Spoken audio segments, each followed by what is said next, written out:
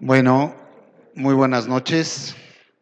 A nombre de la dirección del Hospital Ángeles del Pedregal y de la Sociedad Médica del Hospital Ángeles del Pedregal, es para nosotros un honor que la Sociedad de Asociación de Médicos Neonatólogos del Distrito Federal y Valle de México venga a sesionar a las instalaciones del hospital. Estamos muy contentos por la calidad del ponente. El doctor Garcialis es un líder mundial en muchas áreas de la neonatología y es para nosotros un honor que esté acompañándonos y el hospital se siente muy honrado con que el doctor haya aceptado venir aquí y la asociación haya aceptado venir aquí. Estamos muy agradecidos con ustedes y esta es su casa. Muchísimas gracias. Muchas gracias, Alberto, por darnos la oportunidad de estar aquí en este recinto tan bonito. Y bueno, quiero agradecerle a Alberto Orozco y a la Sociedad de Médicos de aquí del Hospital Ángeles. Y en particular quiero agradecerle al doctor Gabriel Lara, que pues se ha encargado de la parte logística en un gran porcentaje, ¿no? Entonces, le voy a pedir a Gabriel que por favor presente al doctor Garcialis. Gracias, Moni. Gracias, gracias, Margarita. Gracias, Alberto, por la oportunidad de estar aquí. Y bueno, antes que nada, Alfredo, bienvenido a México. Esta es tu casa. Aquí están las puertas abiertas las veces que quieras. Para ustedes quisiera decirles que el doctor Alfredo Garcialis es neonatólogo del Hospital San Juan de Dios de Barcelona, España. Es titular del curso de neonatología y de investigación en el área neonatal de ese mismo hospital. Es miembro asociado de la Universidad de Barcelona y además de esto ha editado alrededor de 3 libros, miembro de honor de la Sociedad Iberoamericana de Neonatología y miembro distinguido de muchas sociedades en Europa y en alrededor del mundo. Alfredo, de nuevo, esta es tu casa. Muchas gracias por estar con nosotros. Gracias, Gabriel. Bueno, es verdaderamente un placer estar con ustedes. Lamento la demora que han tenido y les pido disculpas, pero son imponderables. El vuelo se retrasó 1 hora, se estropeó el avión, tuvimos que cambiar de avión, con lo cual otra hora perdida, y hemos llegado 1 hora más tarde de lo esperado, 1 hora y media, y ahora resulta que por haber trabajado en el avión, ya que vengo con compañeros trabajando, pues resulta que hemos dejado el ordenador sin batería y no acaba de cargar en los enchufes y eso supone pues un poco de trastorno. Pero bueno, decirles que es un verdadero placer estar aquí. Quiero agradecer al doctor Lara y a la Sociedad de Médicos del Hospital su amable invitación a estar aquí. También, como no, el esfuerzo de Natus por ayudarme a venir. Y de lo que les iba a hablar era de el papel que puede jugar el electroencefalograma integrado por amplitud en las unidades de cuidados intensivos neonatales. Realmente la charla no está, pero voy a ir contando cosas que luego las pasaré de lejos. Si uno mira la historia de la neonatología, en los años 70 apareció la monitorización de la frecuencia cardíaca, la frecuencia respiratoria, la tensión arterial de forma no invasiva, pero muy poco después, a mediados de los 70, estaba la monitorización invasiva a través de catéter de la tensión arterial de forma continua. Apareció rápidamente, unos 10 años después, la monitorización de la oxigenación cerebral y, por tanto, podíamos monitorizar la estabilidad de la homeostasis corporal de los recién nacidos, gravemente enfermos, de tal manera que teníamos un montón de constantes y variables a considerar a la hora de valorar su estado de salud. También, como no, se podía monitorizar la evacuación a través de la diuresis y los cálculos de pérdidas insensibles, pero la única parte realmente del organismo que no se podía vigilar de ninguna manera o examinar era el cerebro, que realmente es la parte que pensamos que todo lo que hacemos es para tratar de que si al niño le oxigenamos y le ventilamos, no es porque sea importante oxigenar la sangre, es que sin esa oxigenación adecuada probablemente repercuta en el cerebro. De tal manera que prácticamente hasta el año 2000, 30 años después, no empezamos los neonatólogos a poder mirar el cerebro. Y esto ha sido uno de los grandes cambios que ha habido en la aproximación, en la monitorización del recién nacido y poder aproximarnos a muchas enfermedades neurológicas de una forma radicalmente diferente a como lo hacíamos 20, 10, 15 años antes del año 2000. Desde que aparecen los monitores, van a tener de los monitores de electroencefalograma integrado por amplitud, van a tener automáticamente una gran aceptación por parte de la mayoría de las unidades, por cuanto por primera vez podemos ver qué está pasando en la actividad eléctrica cerebral de forma continua, pero también de forma inmediata, de forma no invasiva, y eso nos permite una nueva aproximación que antes no podíamos ver ni intuir, que había muchos problemas que estaban ahí y para los cuales no actuábamos. ¿Nos carga? Sí, un momento. Realmente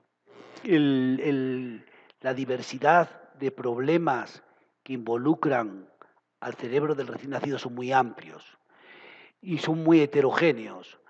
Se calcula que aproximadamente un 30% de los recién nacidos en las unidades de cuidados intensivos necesitan una mirada a su estado neurológico.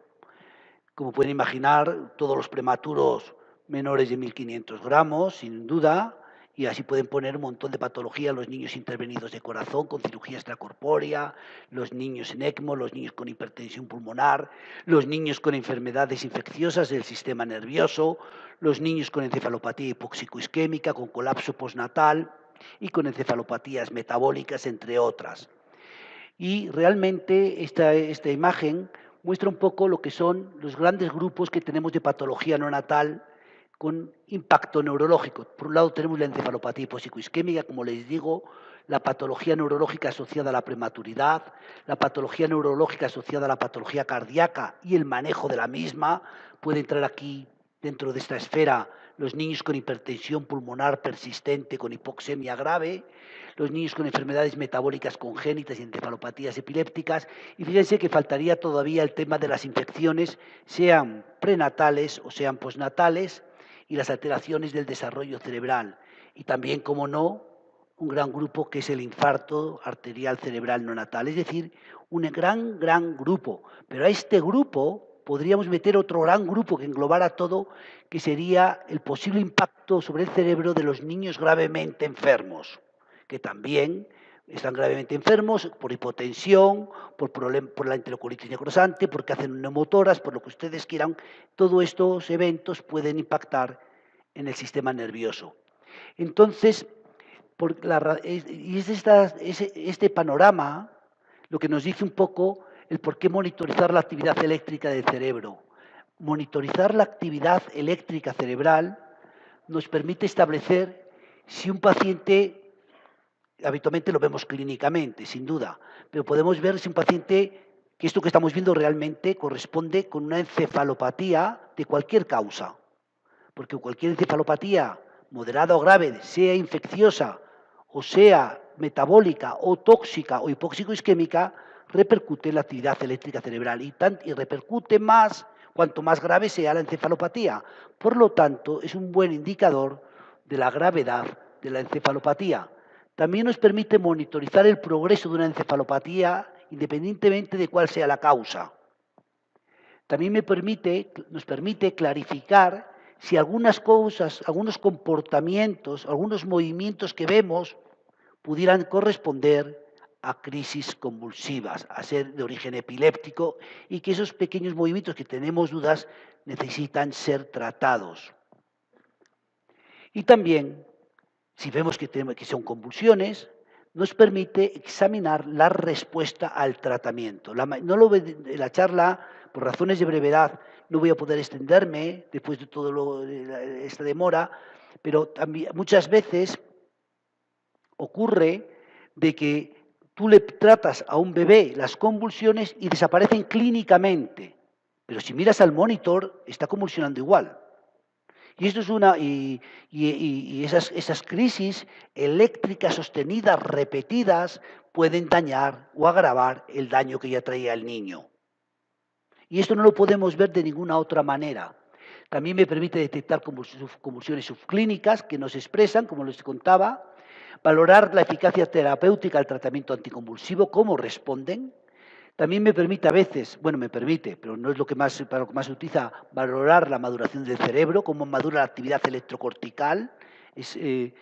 También nos permite valorar esto y también me permite detectar el impacto que tiene sobre el sistema nervioso central y particularmente el cerebro la patología grave del neonato.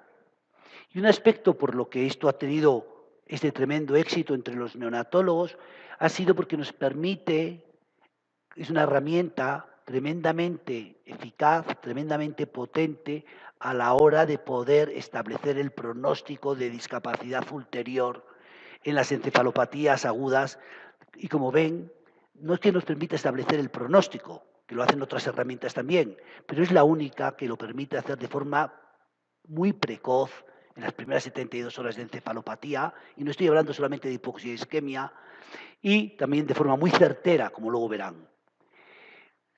Estos son todos los avances que yo creo que la próxima década, mi opinión personal es que va a ser la década del cerebro, el cerebro neonatal. Los avances han sido espectaculares en la última década, de tal manera que en el momento actual estamos en condiciones que nunca nos habíamos visto, en situaciones que nunca nos habíamos visto, que es que podemos predecir de forma muy certera cualquier cosa, podemos evaluar los daños y como ven, esto es todo lo que tenemos hoy y que está ya, es una realidad.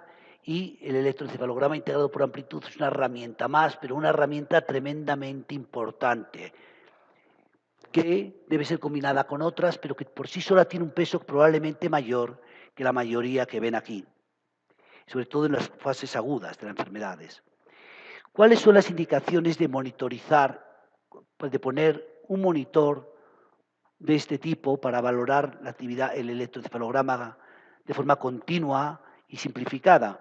Pues estos son indicaciones para monitorizar. Pues vamos a monitorizar realmente a todos aquellos niños, a todos aquellos bebés que tengan alto riesgo de que se les produzca durante el ingreso daño del sistema nervioso. Y entonces esto es una monitorización en la que valoramos todo niño que tenga riesgo de convulsión o de alteración en la actividad electrocortical basal por enfermedad grave, los niños en ECMO, los niños con cirugía extracorpórea, hipertensión pulmonar persistente, recién nacidos paralizados en los que no se pueden ver convulsiones, que probablemente porque han sido intervenidos por cualquier razón, o niños gravemente enfermos. También necesitamos monitorizar a todos los niños cuando hay sospecha de una convulsión clínica, porque tenga eventos paroxísticos o que nos parezcan paroxísticos o apneas sin explicación fundamentalmente en el recién nacido a término o pretérmino tardío.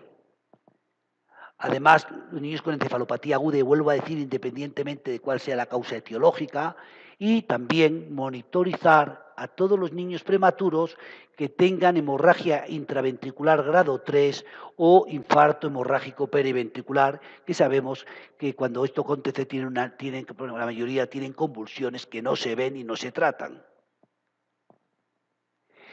Por tanto, estas indicaciones que aquí les pongo son indicaciones en las que el monitor, el electroencefalograma integrado por amplitud, nos permite examinar el impacto sobre el cerebro en estas circunstancias. Pero bueno, luego hay otras indicaciones, que es cuando hay diagnósticos de sospecha o ya confirmados. Si tenemos la confirmación de que este bebé tiene convulsiones clínicas o electroclínicas con o sin tratamiento antiepiléptico, pues hay que monitorizarlos para evaluar la recurrencia de crisis convulsivas tras iniciar el tratamiento, para ver la respuesta. También para valorar las encefalopatías hipoxicoisquémica, bien sea antes de nacer, alrededor del nacimiento postnatal, la encefalopatía metabólica infecciosa o hemorrágica intracraneal y tóxica, el infarto arterial cerebral del neonato, la trombosis de senos venosos y la disgenesia cerebral. Todo esto ya son patología neurológica, no son situaciones de riesgo, ya es patología y esta patología la intentamos controlar mejor, como ahora verán, con el electroencefalograma integrado por amplitud. La razón, porque nos permite muchas veces establecer los diagnósticos, pero también nos facilita el manejo del niño radicalmente y nos permite establecer pronósticos. Aquí ya no estamos vigilando a ver si le ha pasado algo, sino sabemos que ha pasado algo y ahora nos da toda esta información. El electroencefalograma convencional nos puede ayudar y puede aportar el mismo de información. Es una información no tan simplificada, pero en el ámbito de la medicina neonatal tiene algunas limitaciones muy claras. Por ejemplo, como saben, es intermitente. Habitualmente, por mucho que diga yo que en mi hospital hay monitorización electroencefalográfica continua, el 99,9 es intermitente. Llegan, ponen el aparato 30 minutos y ahí se acabó. Además de que es intermitente y por tanto no permite una monitorización inmediata y continua. Hay que montar todo el sistema 10-20, se tarda una hora, luego no funcionan 2 electrodos, no tiene la inmediatez de la monitorización con los equipos de electroencefalograma integrado por amplitud. Hay numerosos electrodos en la cabeza del bebé, numerosísimos, estos son pocos, pero puede haber muchísimos más. Impiden el acceso a la fontanela para hacer ultrasonografía cerebral. Hay que estar constantemente la enfermera pegando los electrodos y uno se despega y se va la señal. Hay una alta contaminación eléctrica por el entorno eléctrico de las unidades de cuidados intensivos. Y lo más limitante, se necesita conocimientos expertos, conocimientos más de neuropediatras, conocimientos más de neurofisiólogos para poder analizar bien, porque aquí se analiza la información de una forma más compleja.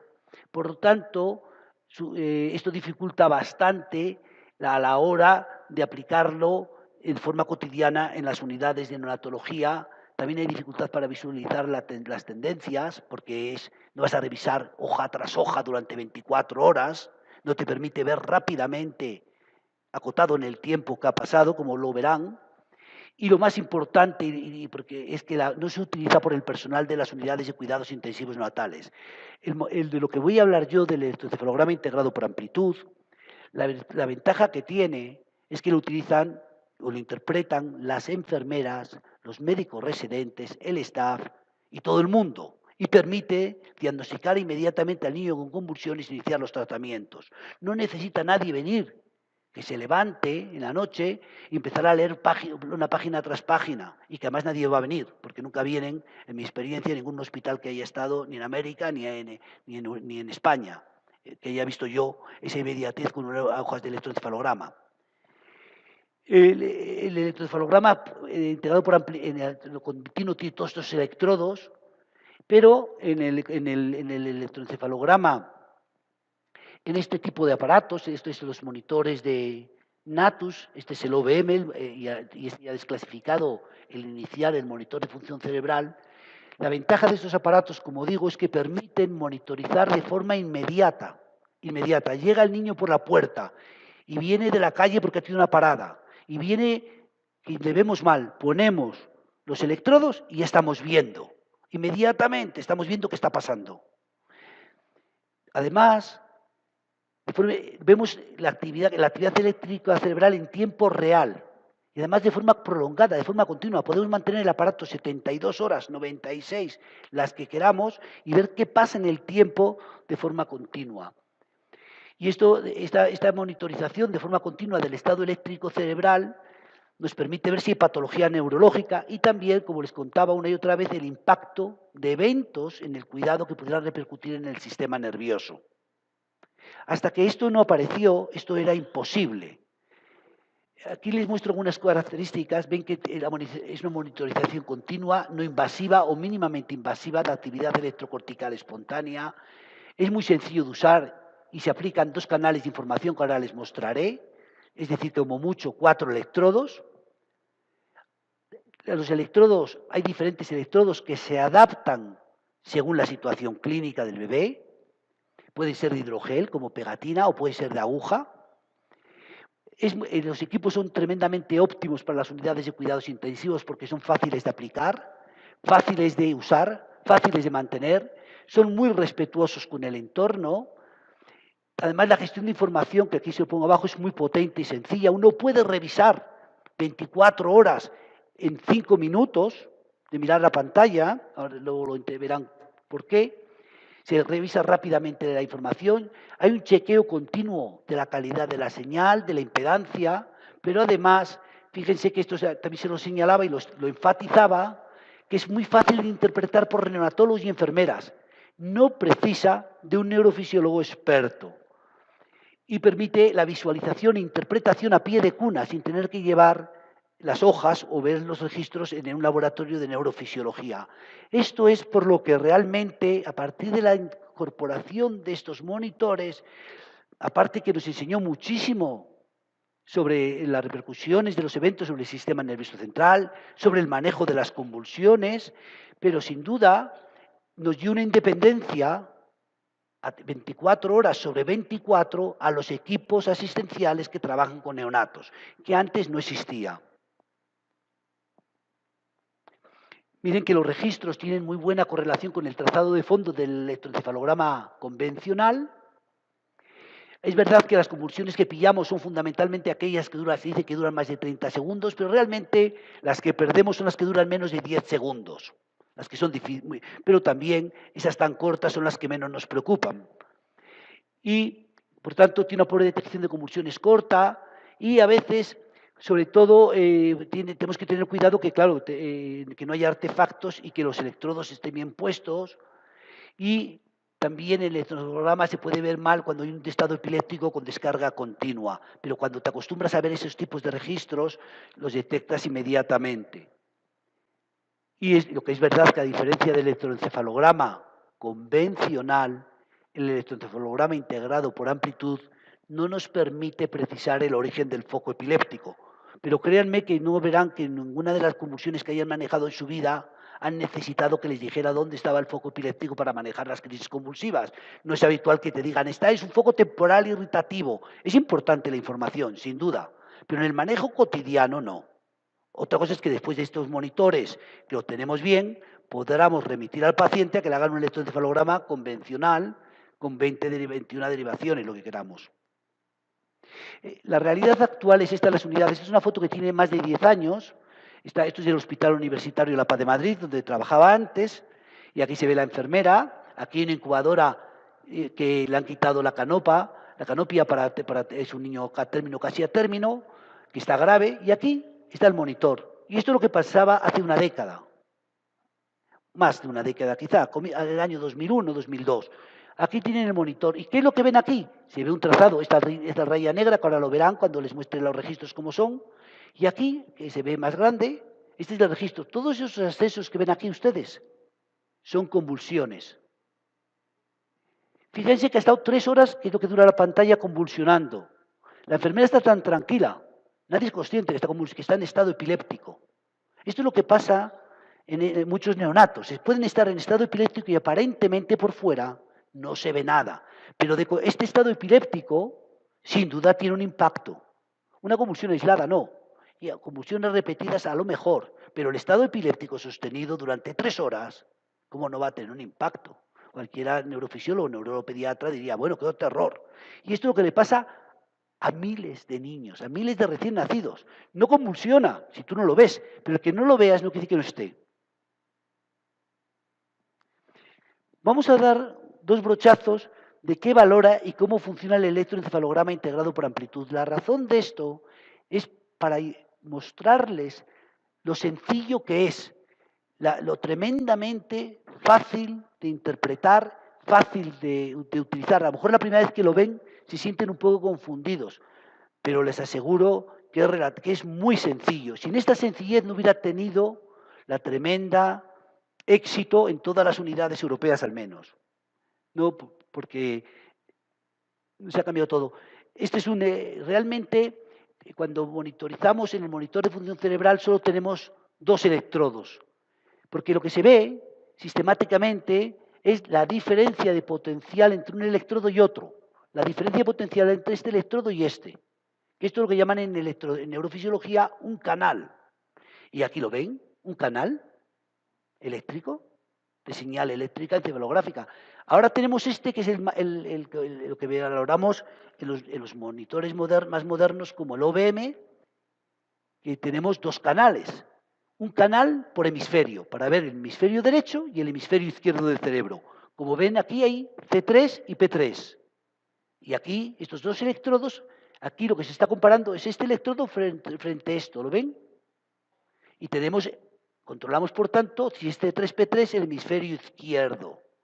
Al otro lado tenemos C4, P4, por tanto, la diferencial eléctrico entre este punto y este, estamos viendo el hemisferio derecho. Y esto es lo que hace el electroencefalograma integrado por amplitud. No tenemos más derivaciones que estas. Poner 2 electrodos es muy sencillo, poner veintitantos ya ni a veces ni espacio en la cabeza del bebé. Ahora les mostraré las imágenes estas, porque se ven así.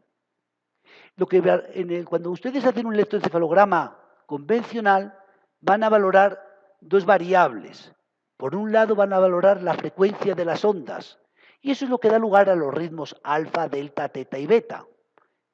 Pero es una complicación para los neonatólogos hablar de eso, porque ni sabemos cuántos hercios tiene el ritmo teta. Bueno, sabemos que los neonatos tienen ritmos lentos, que la mayoría serán delta y teta, pero es una complicación a la hora de analizar. ¿Qué es lo más sencillo de analizar? La amplitud de las ondas. ¿Cuán alta es una onda, no? Es sencillo. Pues eso es lo que valora realmente el electroencefalograma integrado por amplitud. Es sorprendente que valorando lo más sencillo tenga esa enorme capacidad predictiva futura sobre el bebé. Es verdaderamente sorprendente, porque el equipo realmente es sorprendente en su sencillez de análisis. Lo que valora es la amplitud pico a pico de las ondas. La señal de electroencefalograma normal pues va a ser amplificada, ¿sí? Para que se vea mejor. Va a ser filtrada, para que no tengamos artefactos del entorno, eléctricos. Va a ser además, porque por tanto nos quitamos las frecuencias menores de 2 hercios y mayores de 15 hercios. Además, todo el voltaje se rectifica para hacerlo positivo, para que no haya elementos positivos y negativos por debajo de 0. Y se convierten todos los valores negativos en positivos. Y luego, todas esas ondas así, hacemos como un acordeón, lo comprimimos. Y me va a dar, ahora lo verán, un trazado en una escala semilogarítmica que ahora les pongo. Esto es lo que ha pasado. Aquí tenemos la amplificación y el filtrado. Luego se hace todas las ondas negativas, se ponen en positivo, ¿lo ven? Y luego, aquí ya lo ven, se comprime. Todo esto queda en esto. Y entonces el resultado que nos da una pantalla como esta, en la que vemos una banda con una anchura determinada, en la que de momento solo quiero que se fijen que aquí hay una escala que va a 0, aquí 0, 1, 2, 3, 4, 5 microvoltios, 5 a 10, 6, 7, 8, 9, 10, hasta aquí es una escala lineal. Y luego hay una escala semilogarítmica. Esto es una estrategia maravillosa, porque lo que querían los que diseñaron el monitor era que viéramos lo que es patológico sobre todo. Un niño que tiene 25 de microvoltios, porque está por aquí el trazado, en vez de estar aquí, está aquí, no pasa nada. Pero si esto está aquí abajo, sí, porque indica que esa atenuación de la amplitud del voltaje es lo que indica patología aguda. Y por tanto, está sobreexpresado. Miren que de 0 a 10 hay lo mismo que de 10 a 100. Aquí hay una escala logarítmica y aquí hay una escala semilogarítmica. Esto es una estrategia impresionante para detectar la disminución de la amplitud o de la actividad electrocortical del cerebro. Estos son los registros. Este es el de 2 canales del OBM y este es un registro del monitor de función cerebral. Por tanto, como ven, el registro se visualiza habitualmente como una banda de densidad variable que refleja la actividad eléctrica cerebral global y muestra variaciones, como ven, en la amplitud. Aquí hay unos ensanchamientos, como ven, que ahora hablaremos, aquí, en la que lo que nosotros nos vamos a fijar sistemáticamente es que tengan en cuenta que esto ha sido una compresión. Y toda esta pantalla, ya le digo, ahora lo veremos, que dura 3 horas. De un solo golpe, mirando esto, y entonces ven aquí una pantalla que dura 3 horas. Esto es lo que llamamos el electroencefalograma integrado por amplitud. Y aquí abajo, aquí y aquí, es el hemisferio izquierdo, el derecho, y este es la diferencia entre el izquierdo y el derecho. Este trazado es el electroencefalograma crudo. Podemos ponernos en este punto, en esta rayita que está aquí, y esto es lo que se ve en ese punto. Estos son 3 horas y estos son 10 segundos. Por tanto, estamos viendo la información de 2 maneras. La forma integrada por amplitud y además el trazado crudo. Cuando tenemos dudas, siempre miramos al trazado crudo. Ya lo verán, por ejemplo, si verá más en los próximos minutos. Vamos a volver a esto. ¿Qué es lo que vemos? Pues realmente aquí tenemos un trazado con el electroencefalograma integrado por amplitud arriba, aquí abajo el trazado crudo. Este trazado crudo corresponde a esta línea de puntos y siempre nos vamos a fijar en dos aspectos. ¿Dónde está el margen inferior del trazado? ¿Ven aquí que pone 5? El margen inferior de ese trazado estaría por encima de 10, ¿sí o no? Aunque haya puntos que baja por debajo de 10, globalmente está por encima de 10, que es esta línea, ¿lo ven? O alrededor de 8, ¿sí o no? Siempre vamos a mirar al borde inferior y al borde superior del trazado. Como les dije, toda la pantalla son 3 horas. Toda la pantalla inferior son 10 segundos de registro eléctrico en el electroencefalograma crudo. Y luego hay una cosa que nos ayuda muchísimo con las convulsiones, que podemos decir cuánto duran exactamente. ¿Por qué? Porque miren, entre dos rayitas, no sé si se ven desde el fondo, esto son 10 minutos. Podemos decir, oye, la convulsión ha durado 30 minutos, sin parar. O este niño está convulsionando cada tanto tiempo. Nos permite una información, un análisis temporal maravilloso de lo que estamos viendo. Es verdad que la amplitud del trazado, la amplitud realmente donde está de altura, depende un poco de la edad gestacional y también, ya verán, y los cambios del estado de vigilia-sueño que ahora veremos. Miren que también vuelvo a señalarles el margen superior y el margen inferior donde están.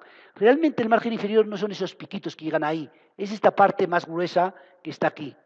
No son los piquitos, eso no tiene ningún valor. Por tanto, cuando vemos estos registros, la enfermera, el residente, el staff o el más dedicado a la neurología neonatal, lo primero, todos hacemos la misma sistemática, la misma. Es ¿cómo nos aproximamos? Pues miramos lo primero la amplitud del trazado de base, dónde están el borde superior y el borde inferior. Vamos a ver, vemos ciclos de vigilia-sueño. Ahora les mostraré qué son ciclos de vigilia-sueño, que los han visto ya, que son esos nodos, esos ensanchamientos que se veían. Y vamos a ver si vemos algo que nos señale, que nos indique que a lo mejor hay actividad paroxística, es decir, actividad epiléptica. Y también nos vamos a fijar en la simetría entre un hemisferio y el otro. Aquí tenemos, cuando el niño está en vigilia, el trazado eléctrico tiene poco voltaje, pero es normal, y como ven es más rápido. Cuando el bebé está en sueño activo, que es el sueño REM, es el mismo trazado que la vigilia, de rápido, ¿lo ven? Las ondas van apareciendo, pero ¿qué ocurre en el sueño tranquilo? Que el diferencial de amplitud entre la parte inferior del voltaje y la superior es más alta, ¿lo ven? Y además es más lenta, las ondas son más anchas, son más lentas. Y esto se ve en el electro así. Por ejemplo, este trazado más estrecho corresponde a la parte que podríamos decir de vigilia o sueño activo. Pero la parte ancha, que viene a aparecer cada 20 minutos aproximadamente, es el sueño tranquilo. Por tanto, el aparato también nos permite ver un poco la arquitectura, de forma muy grosera, sin duda, la arquitectura del sueño del neonato, que indica, que es muy importante para indicar integridad neurológica. También da mucha información. Aquí, este es un trazado, como ven, normal, con esos ensanchamientos, que es lo que llamaríamos las fases de sueño tranquilo. Pero miren estos trazados que les muestro aquí. Si se fijan, y este no es muy bonito, son radicalmente diferentes a este, ¿sí o no? Cualquier enfermera desde lejos, un residente, un estudiante de lejos podría decir, oye, estos trazados qué raros son frente a este. Este, por ejemplo, es un trazado que llamaríamos, este es un trazado, bueno, vamos a llamarlo discontinuo, que es como a veces los traducimos. Este es un trazado que es un poco límite el voltaje porque el borde superior está cerca de 10. Este es un brote de supresión y es un trazado isoeléctrico. No tienen por qué aprender nada de esto, pero lo que quiero que vean es la sencillez, que desde el fondo cualquier persona diría, no es estos nodos, esta banda estrecha con esos ensanchamientos regulares. Aquí no vemos los ensanchamientos regulares. Este son radicalmente diferentes. Por ejemplo, podríamos decir que es un trazado normal, continuo, con los nodos o los ensanchamientos que indican ciclos de sueño y, por tanto, podemos ver como un cinturón con cuentas o rosarios, podríamos decir que son esos ensanchamientos. Ahora bien, un trazado discontinuo, ¿ven? Ya no vemos los ensanchamientos, es casi una banda muy ancha, en la que el borde inferior está por debajo de 5. Si 5 es aquí, el borde está por debajo de 5. Y eso es un trazado discontinuo y llamaríamos que es como un cinturón vaquero o un cinturón muy ancho. Un trazado de brote-supresión recuerda a una liendrera con estas púas, ¿las ven? Y un trazado de muy bajo voltaje recuerda a una cinta del cuello muy finita y ya el plano a un cordón. ¿De acuerdo? Este reconocimiento visual de patrones, cuando sabes mucho, pues puedes hacer más cosas. Pero es tremendamente útil para gente con muy poco entrenamiento, porque lo puede hacer de maravilla y decir, oye, a este niño le hemos puesto esta medicación y ha sentado fatal. O este niño tiene un motor, así mira lo que ha pasado cuando estaba antes y qué ha pasado ahora. Ha tenido una isquemia cerebral.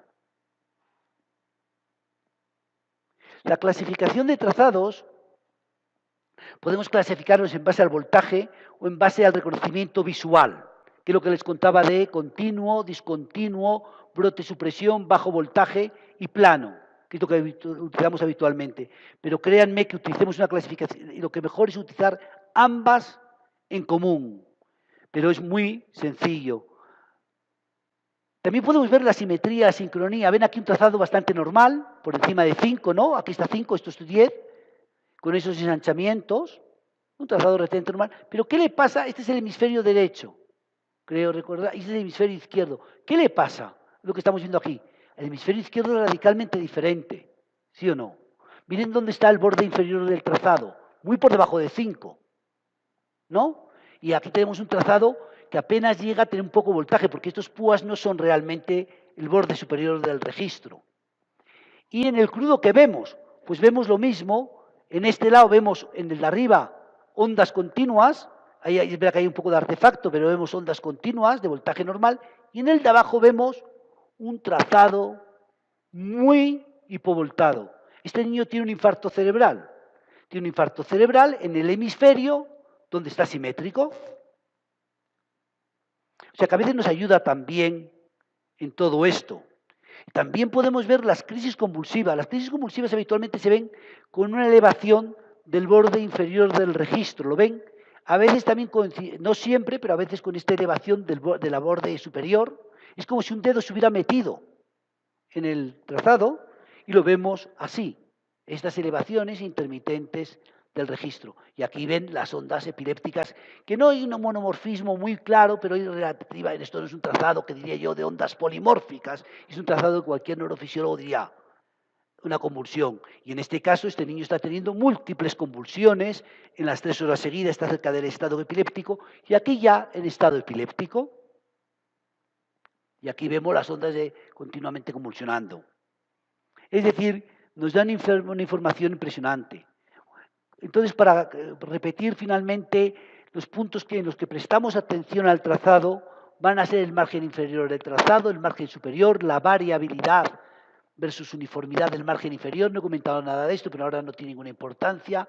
Muy importante los ensanchamientos y estrechamientos regulares del trazado que indican ciclos de sueño-vigilia. Vamos a valorar si hay asimetrías o asincronías entre hemisferios y los aumentos bruscos del margen inferior que pueden indicar convulsiones. Por tanto, con esta información valoramos el trazado, tenemos el trazado de base, los ciclos de sueño-vigilia y la presencia de crisis convulsivas y podemos diferenciarla de artefactos. Voy a entrar solamente 2 palabras sobre el valor pronóstico.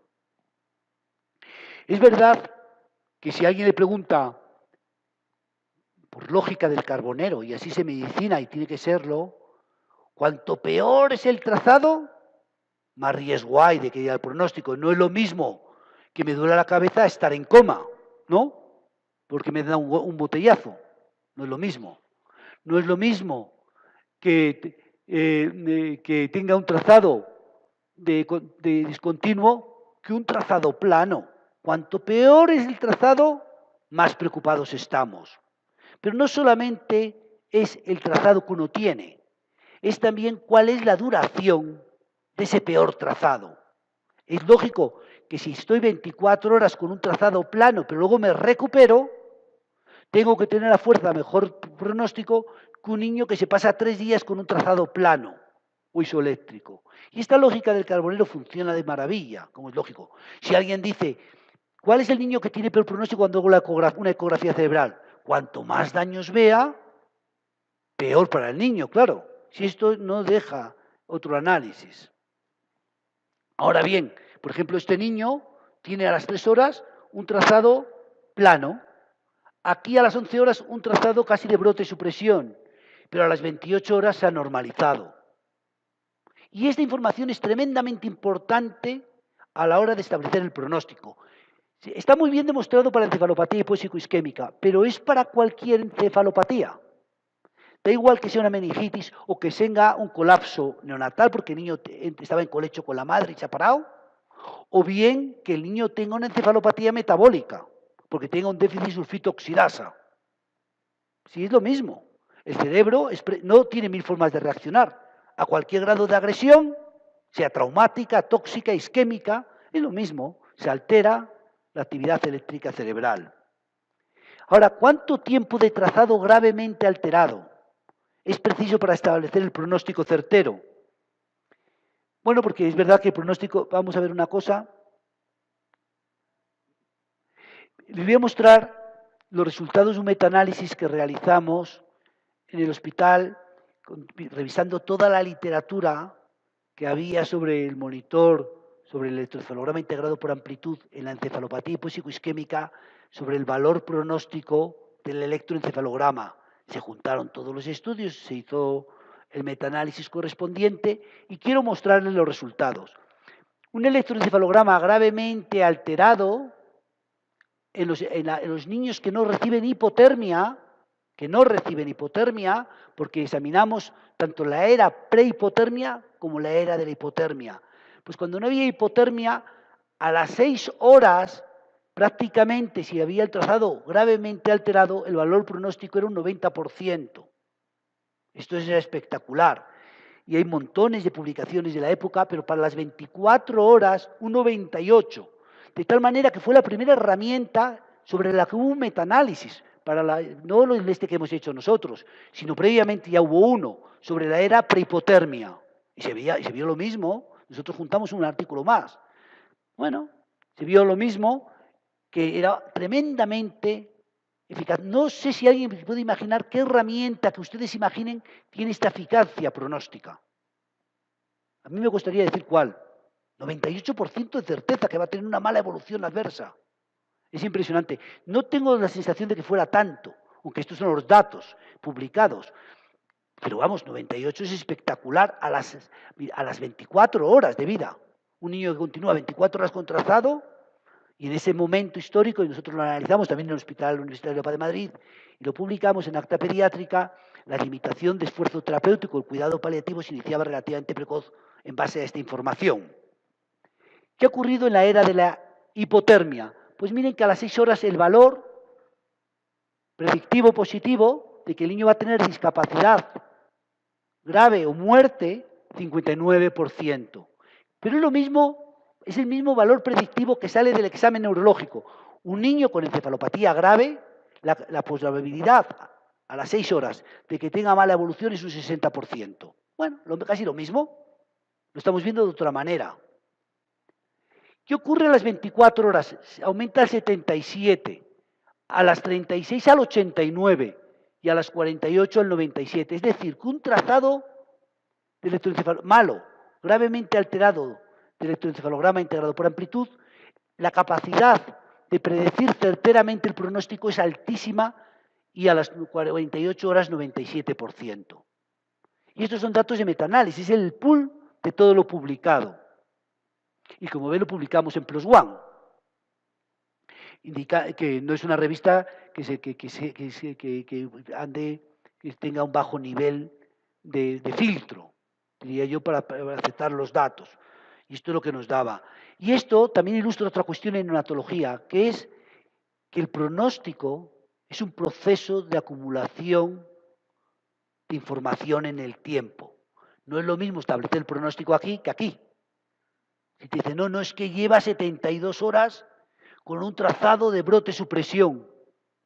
Y ya sabemos que las cosas van a ir muy mal para el niño.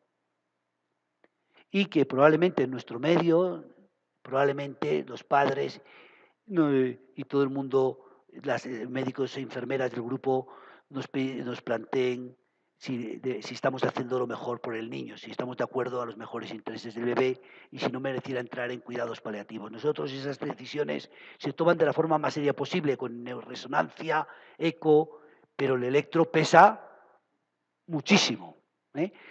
Si no diálogo, si el electro está mejor, ¿qué ocurre si el niño está 36 o 40 horas con un trazado horrible y de pronto mejora y se pone normal? Que nos entra un gran alivio. Ahí ya sé que 36 horas es 89, pero es verdad que hemos visto niños que luego han ido bien. Ya no recuerdo ninguno después de 48. Pero nace con encefalopatía grave, tiene un trazado eléctrico de plano a las 24 horas y a las 36 se ha normalizado. Pues ya nos ponemos muy contentos porque claramente el pronóstico es muchísimo, muchísimo mejor y probablemente a lo mejor hasta escapa sin secuelas. Por tanto, ahí va, a ver, se ha quitado la... Bueno, no ha salido, estaba una imagen animada, pero bueno, da igual. El electroencefalograma integrado por amplitud es, por tanto, una herramienta pronóstica certera de muerte o discapacidad grave en el recién nacido con encefalopatía hipóxico-isquémica. Digo encefalopatía hipóxico-isquémica porque sobre esto hoy tenemos metaanálisis y el nivel de evidencia es muy alto, pero créanme que es igual si me hablan de meningitis o si me hablan de cualquier encefalopatía. Si cualquiera utiliza este monitor en niños con hiperamoniemia y ve cómo salen cuando inicia el tratamiento, no tiene nada que ver en el niño que ha continuado por otra metabulopatía con 72 horas porque no hay tratamiento para ella con trazados horribles, ¿no? Porque tenga un estado epiléptico y porque tenga un déficit de sulfito oxidasa. Por el ejemplo, que un niño con amonio, que le lavas el amonio, lo destoxificas y vuelve a lo normal. La mayoría, si no tiene un gran problema que se repita y tenemos tal, pues no, el pronóstico es bastante mejor. Recuerden que comienza a tener valor predictivo a partir de las 6 horas. Es muy cómodo con los niños con meningitis, ya se lo digo, para detectar convulsiones que no ves, para ver cómo la gravedad de la inflamación altera el trazado, cómo el tratamiento antibiótico en días mejora espectacularmente esto, etcétera. Entonces ya les he hablado del pronóstico de la certeza. Entonces, la indicación del electroencefalograma en Europa hace 10 años y en España, sistemáticamente, muchos médicos interpretaban que solo les valía para la encefalopatía, nada más lejos de la realidad, nada más lejos. Ahora haré una pregunta rápidamente a mis compañeros, al doctor César Sánchez Acosta, mexicano en Toluca, neuropediatra, y al doctor Arnaez en Burgos, en España. Realmente no solo nos vale para encefalopatía. Olviden ese concepto si alguien lo tiene en la cabeza. Sería una estupidez tener un equipo de estos, un Ferrari, para ir solamente por un caminito y no explorar todos los caminos que te está ofertando la cantidad de conocimiento y de información. La valoración general del trazado generalmente la hace cualquier persona que está a pie de cuna del niño.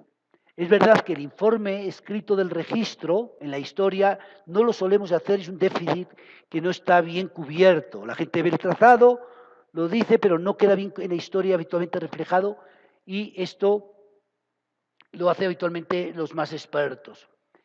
Pero también es muy importante cuando ponemos el monitor la información y el soporte a la familia que ve que su hijo tiene ahí un aparato, parece que se pueden quedar horas mirándolo a ver si entienden algo y está alterando la relación y porque se pasan horas creyendo que van a pillar algo, que van a entender algo, que no van a entender nada.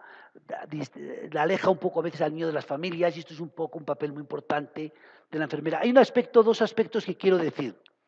Es muy frecuente que cuando se compran equipos, y también pasaba en España, se considera que el experto es el aparato y lo pone cuando está él, nada más lejos de la realidad. No es el juguete de una persona, es de todo el equipo.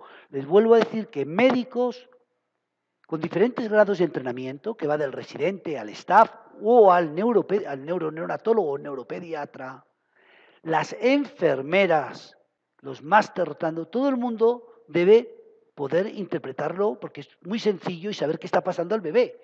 Es como si ustedes se ponen el monitor y dice, la frecuencia cardíaca es de 70.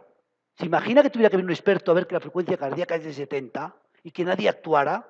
O que la tensión arterial media en un recién nacido a término es 22 y que nadie actuara, porque tiene que venir un experto a decir la tensión arterial, no valdría para nada.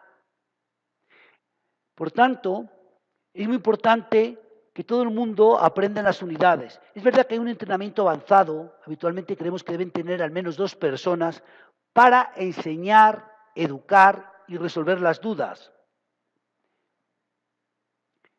Y finalmente, el que los médicos no involucremos, empoderemos a las enfermeras en estos aspectos es una necedad. Es una necesidad porque son las personas que están 24 horas a pie de los niños y tienen que estar haciendo una cosa y mirar y decir, uy, está convulsionando.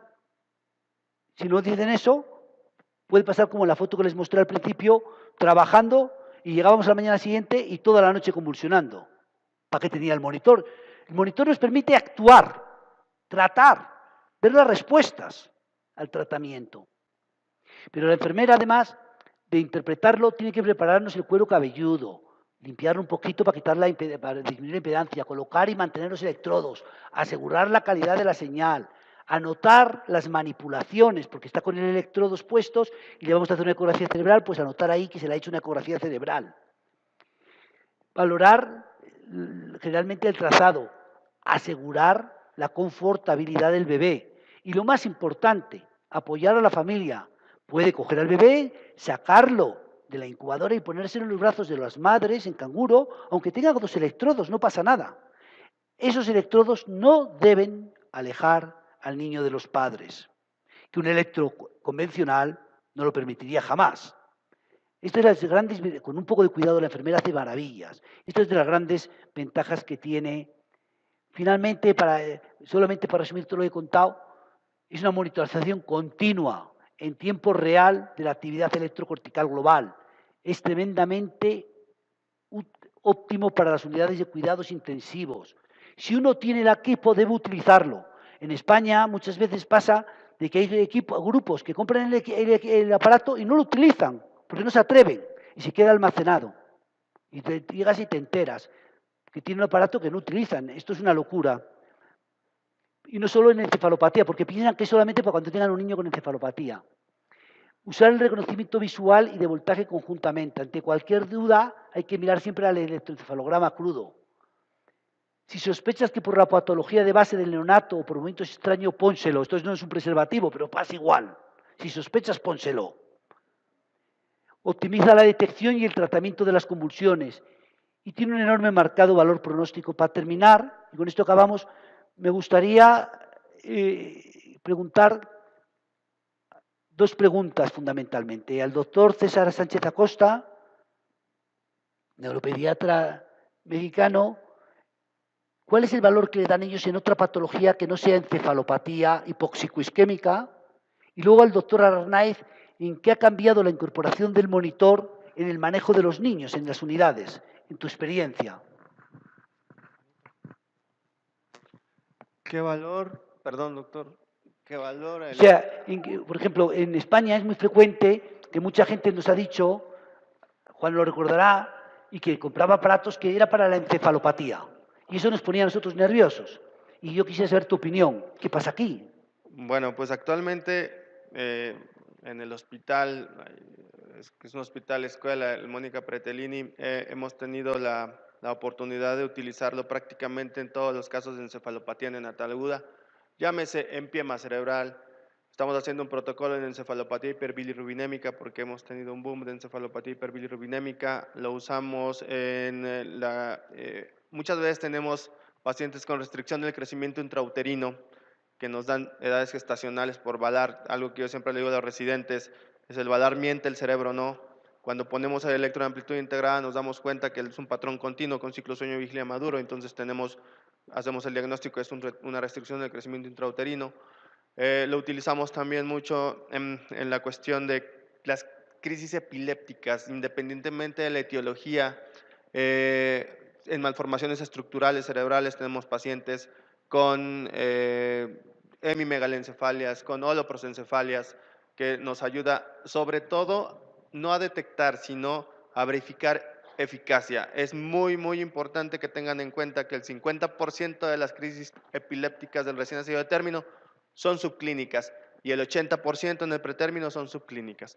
No solo es reconocer, sino también ver que la eficacia de tu tratamiento, porque puedes iniciar empíricamente el tratamiento a tu bebé si tiene convulsiones clínicas, pero ¿cómo te das cuenta que eléctricamente estás controlando esas crisis epilépticas? Eso es muy importante. También lo utilizamos en otra cuestión. Ahorita hemos empezado a tener también niños con calcificaciones intracraneales y microcefalia. El 75% de las calcificaciones intracraneales causan crisis epilépticas. Por ejemplo, el grupo de estudio de Zika de Brasil, me he dado cuenta que el 80 al 100% tienen crisis epilépticas, pero se diagnostican de forma tardía. Yo creo que si lo hiciéramos desde que nacen, podríamos darnos cuenta que estos niños tienen convulsiones desde la edad, desde recién nacidos. También lo utilizamos en encefalopatías metabólicas, lo utilizamos para valorar cualquier causa de encefalopatía neonatal. Es la ventana, es nuestra principal ventana al órgano blanco, la encefalopatía neonatal. En realidad, para mí es una herramienta que nos ha dado la oportunidad de enriquecer el abordaje diagnóstico neurológico. Yo lo digo como neurólogo pediatra que esto es algo que no nos enseñan en la escuela de neurología, y es algo que me tocó a mí ir aprendiendo en el camino, y la verdad la ventana, el abanico de posibilidades y utilidades es el que cualquier patología que tenga como órgano blanco el cerebro lo pueden utilizar. Ese es mi punto de vista y así es como lo utilizamos actualmente. Igual. Y es algo muy importante, es que actualmente el aparato está disponible para que el residente a cualquier hora, la enfermera, el médico adscrito del turno lo conecte. Eso es algo muy importante. Juan. Hemorragia intraventricular, por ejemplo, también, poshemorrágica, hidrocefalia poshemorrágica. El paciente posoperado de neurocirugía lo utilizamos. También.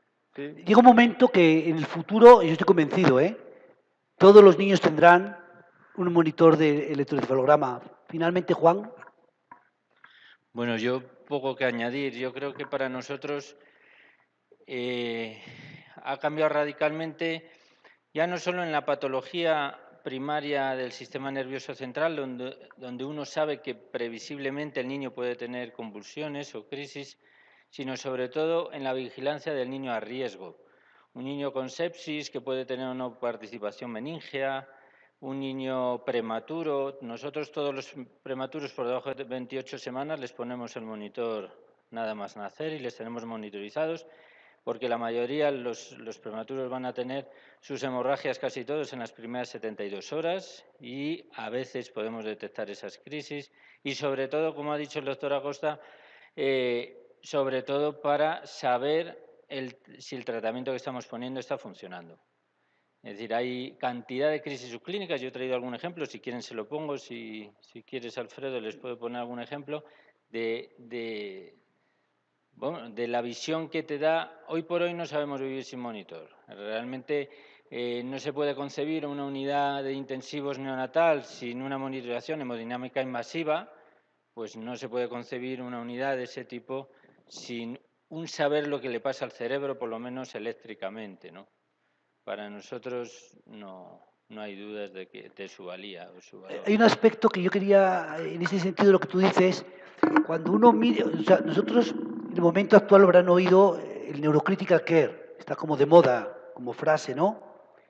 Y es verdad que desde el punto de vista de la neurología neonatal, todo comenzó, lo que es el cuidado crítico del cerebro, con este monitor. Es verdad que ahora hay algunas herramientas más, pero todo comenzó y sigue siendo lo fundamental. Yo creo que no hubiera habido neurocritical care en neonatología si no hubiera habido este tipo de monitorización electroencefalográfica. Es verdad que en los países más ricos, pensando a lo mejor en Estados Unidos, alguna unidad puede tener electroencefalograma continuo con un neurofisiólogo que sube, que va.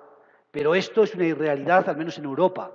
Y menos que lo utilicen las enfermeras y los residentes. Entonces, no hubiera habido un tío por la mañana que va y mira. Pero eso no cambia la vida en las unidades. No mejora el cuidado del paciente. No hubiera habido la idea que tenemos hoy del neurocritical care, no hubiera empezado toda esta filosofía y hubiera el desarrollo, como no, de esta subespecialidad que está siendo la neurología neonatal, yo creo si no hubiera habido este monitor. Es verdad, porque ni el NIRS tiene la utilidad, ni la aplicabilidad, ni nada parecido a esto. La neuroimagen tiene otros tempos más adelante y otras tal. Ahí se necesita, nunca va a haber conocimiento de enfermeras residentes en hablar de las últimas secuencias de resonancia magnética, en hablar del DTI, de la anisotropía fraccional, etcétera. Eso está fuera de...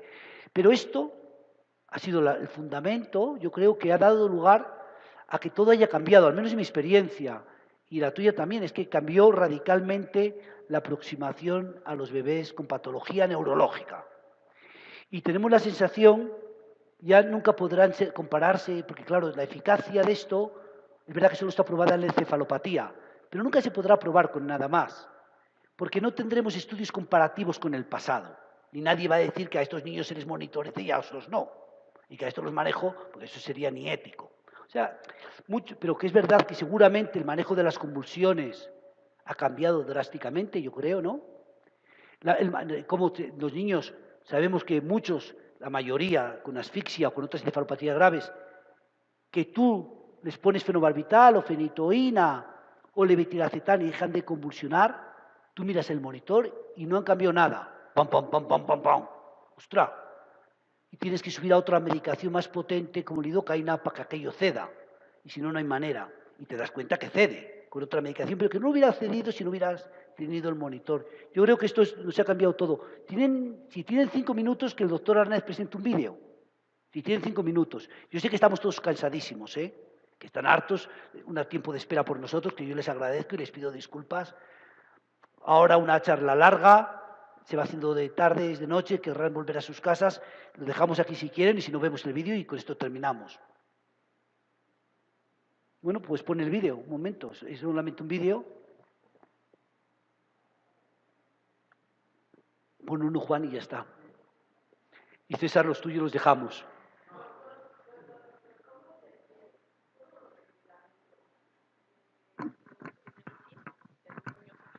¿Cómo intervienen? Sí, intervienen. ¿Cómo interviene para, en el convencional, pues obviamente cuando tenemos niños sedados, intubados, obviamente la interpretación en el convencional no es posible, pero ¿cómo interviene en este de amplitud? Muy bien, vamos a ver, voy a empezar por lo más sencillo y luego acabaré lo más difícil, que son los sedantes, el pentanés y compañía. Y tú imagínate que tienes un niño que está convulsionando, porque tiene una encefalopatía. Ha tenido, por ejemplo, vamos a poner, por caso que tenga una meningitis y está convulsionando, y tú pones el fenobarbital. Si miras al monitor, de pronto se produce una mayor depresión de la amplitud del voltaje. Y más grave cuanto más grave estuviera el niño antes. Y más larga, y tarda más en recuperarse cuanto más grave estaba.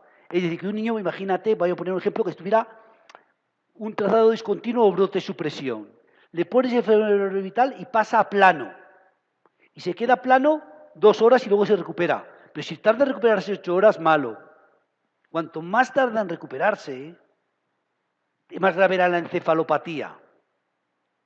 La siguiente pregunta es, los fármacos antiepilépticos pueden deprimir el voltaje. Pero si tú le pones a un niño, por ejemplo, con crisis convulsivas familiares benignas, una canalopatía, o tiene el niño, vamos a poner, un déficit de magnesio o de calcio y tiene crisis clónicas multifocales, y tú le pones fenobarbital, no creas que se deprime tanto el voltaje.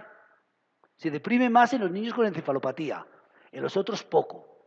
Aunque se dice que puede deprimir un poquito, pero no pasa a un plano. ¿De acuerdo? O sea que un niño con trazado normal no pasa a un plano. Ahora, ¿qué ocurre con los sedantes? Pues es verdad que hay niños, imagínate que un niño que tiene una encefalopatía grave, que nace y está en coma, y le metemos en hipotermia y se le pone, para todos se les pone fentanés o morfina para tenerlos sedados. Y además, y como vemos convulsiones en el trazado, le ponemos fenobarbital. Pues ese trazado puede quedar muy deprimido. Por eso nosotros, aunque salgan esos datos en la literatura de 48 horas, tenemos siempre en los niños que tienen sedantes en dosis por encima de 3 microgramos kilo de fentanés o fenobarbital de dos niveles de 30 microgramos, tenemos un compás de espera, porque algún niño, sobre todo pretérmino tardío, se puede pasar mucho tiempo con trazado en principio de muy mal pronóstico y luego recuperarse. ¿Cómo lo sabemos? Porque no encaja la información. ¿En qué sentido? No sé si me estoy explicando. Por ejemplo, le haces una ecografía y no ves nada. Está el cerebro normal. Y el electro es horrible. Y le haces una punción lumbar para ver biomarcadores de daño y son normales. Cuando la información no dialoga bien entre sí, lo que atribuimos es que el monitor probablemente esté artefactuado por los hipnóticos sedantes más la morfina. ¿Me explico? Pero bueno, tenemos nuestras formas de aproximar. Pero en el niño normal, que tú le pones, no pasa nada. Sí, pero aquí el problema sería, mi duda es en un niño que tenemos intubado y que está sedado, porque con el convencional sabemos que tenemos ese problema y ese inconveniente, pero aquí ¿tiene alguna ventaja de amplitud con un niño que tenemos intubado, que tenemos sedado? Sí, O sea, porque si el niño está sedado por ventilación mecánica, para ajá, acoplarlo mejor al respirador, sí, que lo no tenemos suele por tener más de midazolam. 3 microgramos por kilo de fentanilo y no suele ser anestésico. Suele ser solamente, el fentanés en esa estrategia es simplemente mínimamente sedante, en las dosis que lo ponemos habitualmente en las unidades. Ahora, si lo has paralizado, le has puesto un sedante de forma importante porque te tenían que meter un tubo para drenaje del neumotórax, pues ahí te puedes encontrar que tú artefactualmente lo has bajado mucho el voltaje. Pero tienes que saber que le has puesto esa medicación y que a lo mejor lo que estás viendo no es real. Pero en el niño con respiración, con ventilación mecánica, sí que vale la monitorización porque es muy raro. O sea que entonces en un niño que tenemos intubado y sedado no es 100% fidedigno. No, puede estar, no, fidelino no hay nada, ni siquiera con nada. Puede estar O sea, sí rompe, artefactualmente sí no es reducido una un poco. ventaja contra sí, es que yo soy neuróloga pediatra. Ah, ok, entonces, sí, ya le entendí. El problema del convencional que yo me enfrento siempre es en una UCIN, el artefacto eléctrico. Claro. Cuando yo voy y conecto un electro convencional de 22 canales, es a lo que me enfrento. La ventaja de este son los filtros de 2 a 15 Hz. Entonces me deja solamente la actividad bioeléctrica del recién nacido. No voy a meter bombas, no voy a meter ventilador, no voy a meter bafo, porque eso automáticamente el filtro me lo quita. Sí. Esa es una gran ventaja, que eso es a lo que yo me enfrento, porque luego, aparte, la pasta, ¿no? TEM 20 o el gel. Pongo la pasta, pongo la cuna radiante y se empieza a derretir y empiezan a dar las impedancias altas de los electrodos cada vez que se ponen. Y la otra que yo le veo una gran ventaja es la disponibilidad del tiempo, o sea, yo he dejado niños 10 días monitorizados tratando de modificar el patrón de fondo, sobre todo en neuroinfección, y eso cuando yo, o bueno, no sé doctora, pero cuando usted le diga a un neurofisiólogo le voy a dejar el electro 10 días conectado, jamás va a pasar. Entonces tiene muchas ventajas, sobre todo a nosotros como neurólogos, la gran ventaja que yo le veo es que es el puente. ¿sí? Entre la información que nos va a dar el neonatólogo a nosotros como neurólogos y lo que nosotros como neurólogos le podemos transmitir al neonatólogo. Y este equipo que está usted, que me gustaría que hubiera más neurólogos pediatras, deberíamos de hacerlo mucho más continuamente, en general en los hospitales, en la UCI. Hay una cosa que no te he comentado, perdona, que cuando cuando realizamos el monitor, es muy importante tener una dimensión del tiempo. A ver si me explico. Pasa la enfermedad. La enfermedad, la agresión aguda, o sea, si yo le pongo a un niño, si a mí alguien me pusiera pentotal, voy a tener una encefalopatía aguda. Voy a tener una depresión de la actividad del voltaje y probablemente pueda acabarse en un coma barbitúrico, ¿no? Es real, no es estructural, pero es real, ¿no? Entonces también, pero lo importante, ¿qué ocurriría si a mí me pusieran una sobredosis de estas, de pentotal? Pues seguramente caería aquí en coma y tendría un trazado plano. Pero ¿qué ocurriría si mi cerebro es sano en 24 horas? Que volvería a lo normal. Me explico, el patrón temporal nos es tremendamente importante. Siempre estamos juntando con el peor trazado y el tiempo. A veces, como dices tú, es un niño que ha tenido un neumotórax y le han tenido que poner un tubo de drenaje, le han metido a lo mejor mucha medicación y ese ha bajado. Pero rápidamente, si no tiene encefalopatía grave, se recupera. Lo malo es como en el neumotórax haya habido una lesión. O imagínate que ha habido un infarto con el neumotórax. Vamos a ver una simetría rápidamente de que no es explicable. Entonces estamos dándole vueltas, aún a pesar de que tenemos, que el equipo puede ser influido por... Juan, si quieres decir algo, que está influido No, yo por en otras el muchas caso cosas. que comenta la compañera, si un niño está intubado y está con sedantes, si no tiene lesión cerebral, no se va a Por hipovoltar. ocultar, no es tan No se frecuente. hipovolta. No. Si es prematuro, sí. Pero si no, no se va a hipovoltar. Se hace un poco discontinuo, baja un poquito el voltaje, pero no se va a hacer un brote de supresión, un plano. Nunca vemos eso. Nunca hemos visto por fentanilo, incluso a alta dosis, que un cerebro sano con sedantes baje. Y lo que dice el doctor García Liz, como esos sedantes van oscilando, vemos también cómo va ese trazado con el tiempo, si se va recuperando. Si tenemos dudas porque hay que tomar decisiones, porque hay que informar más precisamente, bajamos un poco el sedante y vemos cómo vira. Si va peor o no vira, es que hay algo más. Es decir, no influye tanto en cerebros sanos, en lesiones cerebrales, en cerebros sin lesión. No lo vemos. Pero, Prematuro es otro mundo, eso sí. no sé si no has contestado a tus preguntas. Sí, sí, gracias. Miren, el ejemplo, ¿se ve?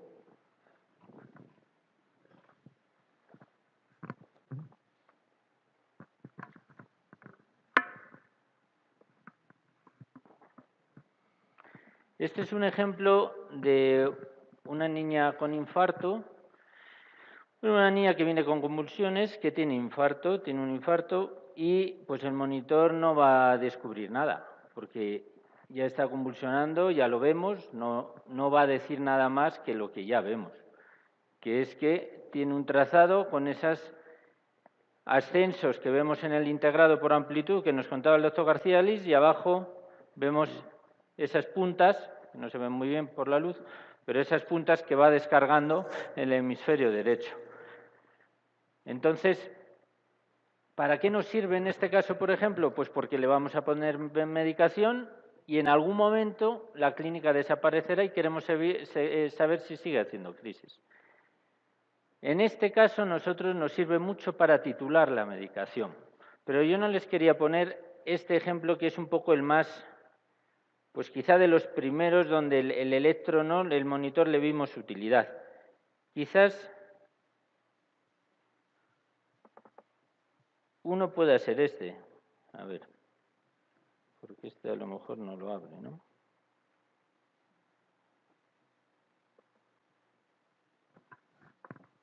No lo va a abrir.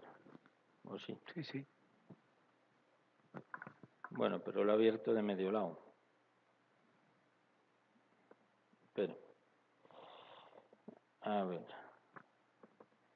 Le doy aquí a girar, a ver si me hace caso. Ahí. Para un momento, Juan. Sí, sí puedo. Para un momento. en este trazado que ven, que están mirando, ya de entrada, si ni uno, solo mirando, yo diría, este niño tiene una encefalopatía, no será causa, pero del copetín. Ya empezamos mal para el niño. Luego veremos si tiene crisis. Ahora dirás que le va a sacar de aquí. Pero lo fundamental es que tiene un trazado de brote-supresión a lo bestia. Cualquier persona, imagínese una enfermera, un residente, que mirase un momento y diría, ¡oh, qué horror! Empezamos mal, aparte de las crisis que también se ven. Pero no solamente, lo importante del pronóstico de este bebé, para el pronóstico, no son las crisis.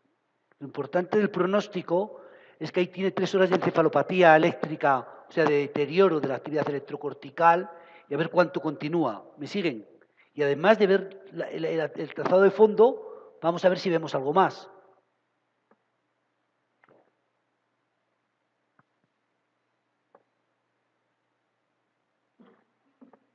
Pues fíjense en la niña, no hace absolutamente nada. ¿O ven algún movimiento?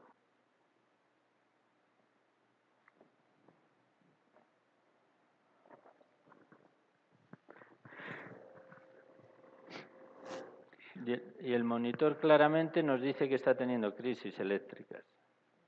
Son puntas que ven en el hemisferio derecho y totalmente asintomática. El patrón respiratorio, un poco raro, pero llamarle crisis a ese patrón va a ser que no. Entonces, claro, sabemos, ya hay estudios suficientes para decir que las crisis eléctricas, no solo las clínicas eléctricas repetidas, causan daño. Y ahí llevamos ya 5 minutos de crisis, mantenida. Más en un en un cerebro dañado, o por lo menos con disfunción, como es este, porque tiene un brote supresión. Esas crisis hay que tratarlas. Si no tenemos monitor, no las podemos tratar. Puede venir el convencional, porque les llamamos y vienen, pero justo ahí ya no las tiene. Se fueron, porque el convencional dura media hora.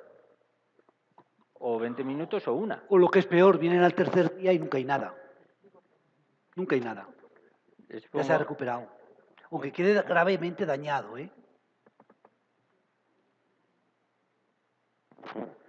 Esta es una de las primeras niñas de hace 10 años.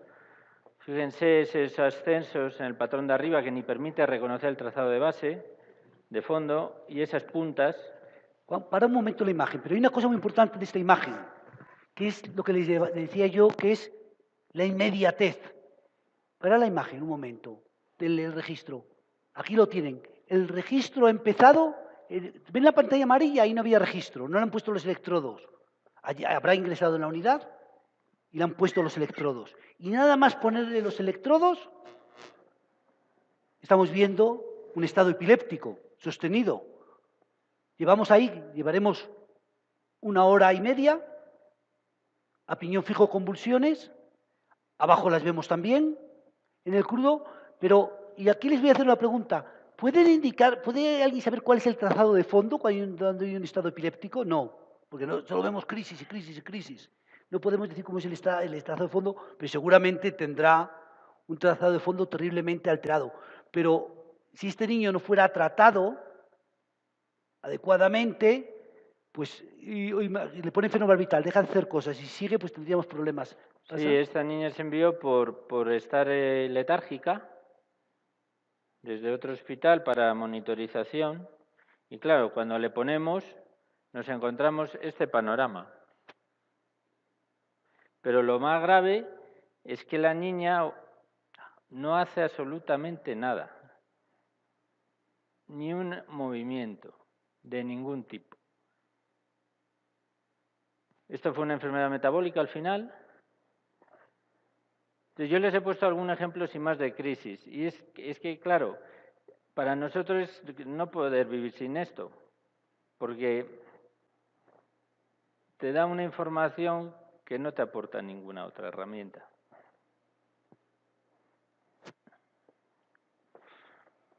Bueno, esto es lo que queríamos comentar. Muchísimas gracias por vuestra atención. Si queréis alguna pregunta, cualquier cosa. ¿Quieres alguna pregunta? No. Con el sistema de Recognize, el algoritmo, yo no. Tiene mucha experiencia César. Es muy útil, pero esto puede decir mi opinión, debería ser muy útil y lo queremos poner sistemáticamente, pero por razones internas del hospital no ha habido manera todavía, aunque Natus nos pasó el sistema. Es muy útil para las enfermeras, muy útil para los menos entrenados, porque la pantalla se pone rosa y de un vistazo de lejos, ¿qué ha pasado? Tú imagínate que está la enfermera con otro niño y está con otros padres hablando y hablando, mira así, y ve la pantalla donde es la convulsión rosa. Si imagínate que a lo mejor que no fueran todas las crisis, o que pierda alguna o que marque alguna de más que no es. Pero bueno, vas allí y ya lo confirmas. Bueno, cuenta tú, César, que tienes más experiencia que yo no la tengo, pero es que pienso sobre las ventajas. Recognize es un algoritmo hecho muy específicamente cuando tienes 5 o más ondas de la misma amplitud que duran 20 segundos de forma continua o 26 segundos de forma discontinua, te va a poner un marcador anaranjado. El problema son, por ejemplo, crisis como las mioclonías, que duran 100 milisegundos. Aquí es muy importante hacer la correlación clínica eléctrica. Yo siempre he dicho que recognize, don't recognize everything, porque eso es lo que pasa. Lo que yo siempre me fijo son en las variaciones de voltaje. Y cuando tú tienes una variación de voltaje, una montaña epiléptica, te paras sobre la montaña y ves el grafoelemento, tiene una sensibilidad del 76%. Aquí es muy importante saber que cuando tú estás viendo estas montañas epilépticas, estas elevaciones del voltaje, que veas el electroencefalograma en crudo. O sea, no puedes depender siempre de Recognize, ¿sí? Va a haber sus bemoles en que no va a reconocerte. Y yo tengo ejemplos de crisis mioclónicas, y el problema de las mioclónicas pues es que el grafoelemento es totalmente diferente de una mioclonía a otra. Puede ser una punta y una onda lenta, 3 puntas y una onda lenta, y sigue siendo mioclonías. Pero las mioclonías tienen una ventaja, ¿no? Se repiten mucho. Cuando tú tienes mioclonías clínicas, van a ser muy repetitivas, y entonces ahí puedes captar el momento de tu correlación clínico-eléctrica. Pero Recognize es muy útil cuando el grafoelemento es repetitivo y te ayuda a ese reconocimiento rápido y a esa intervención también inmediata. Nosotros lo usamos mucho. Yo diría que no es un sistema para expertos, es un sistema para facilitar la vida en las unidades. Sí, o sea, que todo el mundo, porque si se pierde una crisis, o dice que eso es una crisis, no lo es, no pasa nada, porque te vas a acercar a mirar. Ahora, que de entrada, además es llamativísimo el color, sí. Y de entrada, que cualquier persona, porque no sé de sus unidades, pero el residente, el staff puede estar canalizando un niño, luego le llaman porque uno se está parando, que le baja la tensión y no tiene tiempo de estar, y de pronto, pantalla rosa. Ahí va, ¿me explico? Y entonces, claro, detecta convulsiones. Entonces, es muy útil. Claro, el experto, si empieza a analizar, pues claro, pues nunca te acabará convencer. Pues son algoritmos creados para automatismos, para detectarlos y que permita a todo el mundo. Y yo en ese sentido lo veo útil. Ya me gustaría tenerlo en la unidad ahora a ver con los aparatos, porque creo que cuando lo vi me pareció muy, muy interesante. No sé qué idea tienes tú. Bueno, yo trabajo en el Instituto Nacional de Perinatología, tenemos 2 equipos de monitor de amplitud integrada y el año pasado nos instalaron el sistema Recognize. Creo que la experiencia al inicio fue wow, todo marca y marca naranja y está muy bien.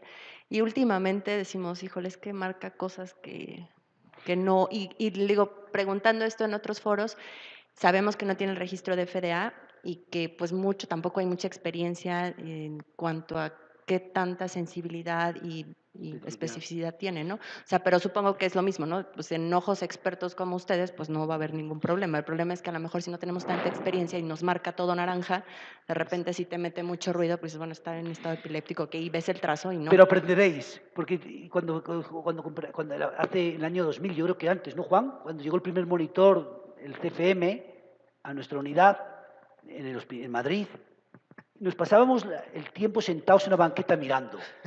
No entendíamos, te lo juro, era como un aprendizaje autodidacta. No sabíamos nada. Luego ya salió el libro de Gestron Westas y ya vino algo más. Pero entonces estábamos viendo los primeros trabajos de Svaninsen y con Lena Gestron Westas en Suecia. algunos, y también los trabajos con Electromed, que era otro equipo de Inglaterra, y las primeras publicaciones pasamos ahora viendo, porque claro, estas publicaciones parecían muy sencillo, pero luego había que estar allí viendo los equipos. Pero cuando tú tienes eso y te sientas, estás tratando de decir, ¿esto es una crisis realmente? Y yo creo que aprendes mucho, pero esto nada. Esto, ¿sabes? Que siempre, aunque te lo marque y vayas a mirarlo, y pierdes a lo mejor 10 minutos o 5, pero yo creo que a veces también puede ser muy bueno para las enfermeras porque se obligan a pensar, y todo el mundo a pensar, ¿pero por qué ha marcado? Nos da igual que no sea. Lo importante es reflexionar y digan, pues mira, no hay onda monomorfa, repetitiva. En el crudo de abajo esto no canta. Yo qué sé, darle un poco de vueltas y a veces te obliga a pensar. Y también es importante porque al principio nos pasaba mucho, o sea, se acercaba la enfermera y empezaba, y yo les decía, sí, qué bueno que le están marcando que es procedimiento, ¿no?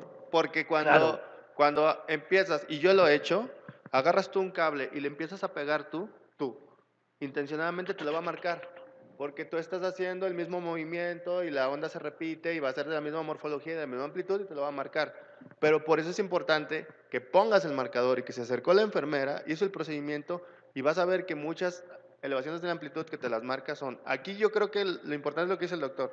Si lo marca y no lo es, no hay tanto problema. Yo creo que es más problema cuando no lo marca y sí es.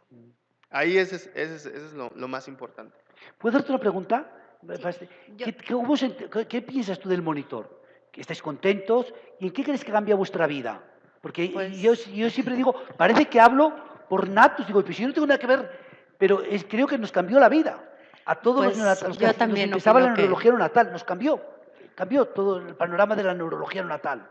digo, yo llevo en esto un poco tiempo, ¿no? Hace 2, 3 años que empezó ya a ver más de encefalopatía y ahora estoy enamorada del monitor y quiero NIRS y quiero mil cosas. Creo que lo usamos poco, ¿no? O sea, esa frase de no es el juguete y creo que es justo lo que nos pasa. Mucho nos hemos enfrentado también con los neurólogos. Desgraciadamente, a veces es el neurólogo el que no, o a veces el neonatólogo el que no. Creo que es parte de que todos aprendamos, que sepamos que si tenemos la herramienta hay que usarla. A nosotros los primeros años nos pasaba que ni para poner los parches, ¿no? Los poníamos mal. O luego no hacían contacto, o no lavábamos la cabeza y estábamos yo todo lleno de meconio, de vermis y pues nunca marcaba, ¿no? Entonces creo que a lo largo del tiempo hemos ido aprendiendo a utilizarlo. Creo que cada día estamos más convencidos todo el equipo, al menos del hospital donde yo trabajo, de la utilidad del equipo y espero que en un futuro tengamos más equipos para seguirlos utilizando. Y yo le quería hacer otra pregunta. Sé que en la clasificación de encefalopatía, bueno, su clasificación, iba a existir, o no sé si entendí mal, la posibilidad de integrar los patrones de amplitud integrada en tanto leve, moderada y grave como criterio diagnóstico. ¿Qué hay de esto? Sí, buena cuestión. Además, te podría contestar. Vamos a ver, en las primeras clasificaciones de Sarnat, del año 71, sí ya metió el electro. Pero claro, había una cosa que era imposible con Sarnat, porque Sarnat decía, el estado clínico lo estaba valorando que no sabíamos cuándo las horas. Pero el electro, ¿cuándo? ¿En qué momento? Al mismo tiempo que la clínica, no lo decía. Nada de eso. Y además en la práctica clínica entonces los neurofisiólogos se pasaban al tercer día o cuarto.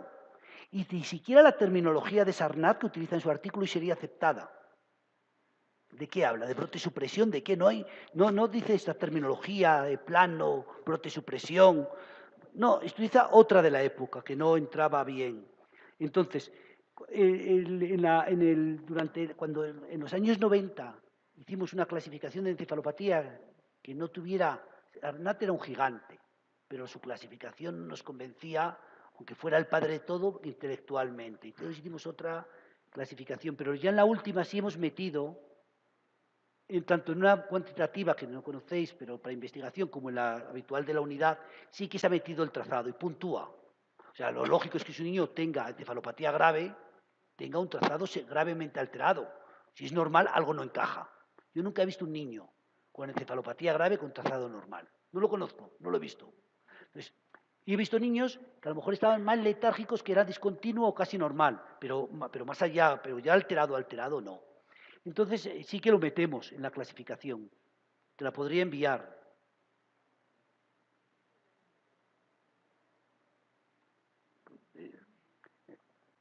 ¿Algo más? Pues muchísimas gracias por su atención y de verdad habéis sido estupendos porque habernos esperado estaréis agotados.